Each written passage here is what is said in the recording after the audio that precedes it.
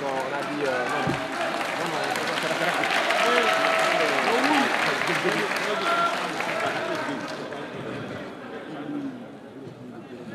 à tous.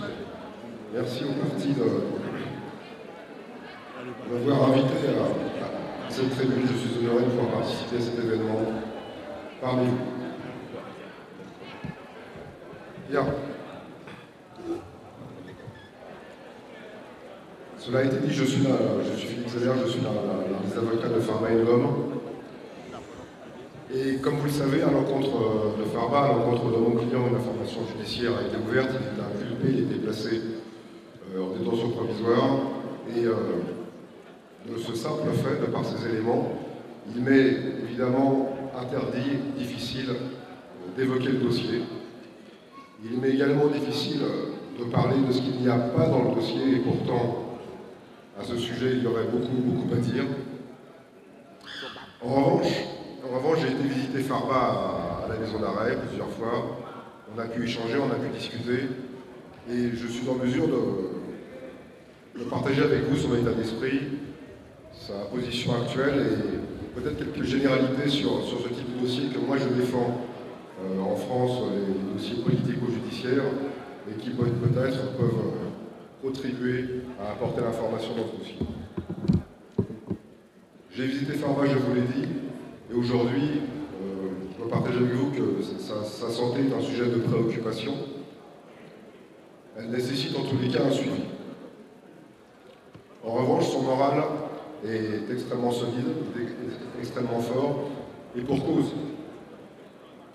Il sait en réalité qu'il bénéficie d'un soutien nombreux, puissant, fort, mobilisé de la part de ses proches, de la part de son parti, de la part de ses électeurs, de sa région, de son village.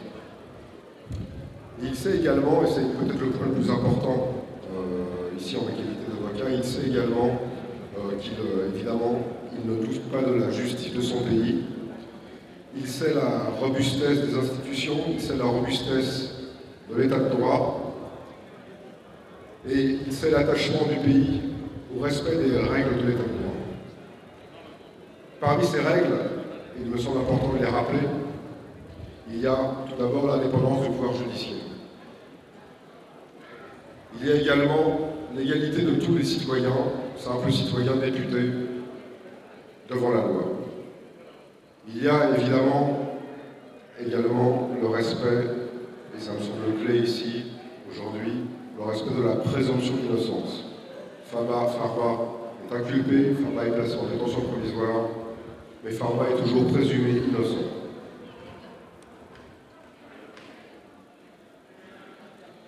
Il y a également un principe peut-être un petit peu plus technique, mais que je me dois d'aborder avec vous, qui est celui de la légalité des délits et des peines, qui suppose que pour pouvoir poursuivre quelqu'un, et éventuellement le condamner, il faut évidemment que les faits qui lui sont reprochés soient concrétisés dans le code pénal, existent dans le code pénal. Et ce point était extrêmement important dans le dossier de Farba. Enfin, il y a les valeurs démocratiques. Et je dois ici rappeler, chacun le sait, mais ça me semble important de le rappeler, que certes son immunité parlementaire a été levée, certes il est poursuivi, certes il est placé sous mandat de dépôt, mais pourtant Farba conserve son mandat de député. De l'ensemble de ces éléments, de l'ensemble de ces principes, il me semble que nous devons tous tirer une exigence pour la suite du dossier et pour la suite de cette procédure. Car en réalité, chacun le sait, chacun le ressent. Nous faisons face, Farba fait face à un dossier qui est à la lisière de la justice, de la politique. Et, comme vous le savez, on n'utilise pas la justice comme une arme politique. On ne pénalise pas un changement de régime. En cela, le dossier de Farba me semble être un dossier test, un dossier témoin, un dossier qui permettra de confronter la robustesse des institutions et la vitalité de l'état de droit. J'y serai, ainsi que mes confrères saisis du dossier, particulièrement attentifs.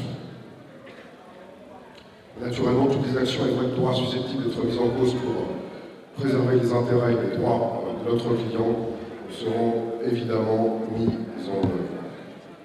Je vous remercie.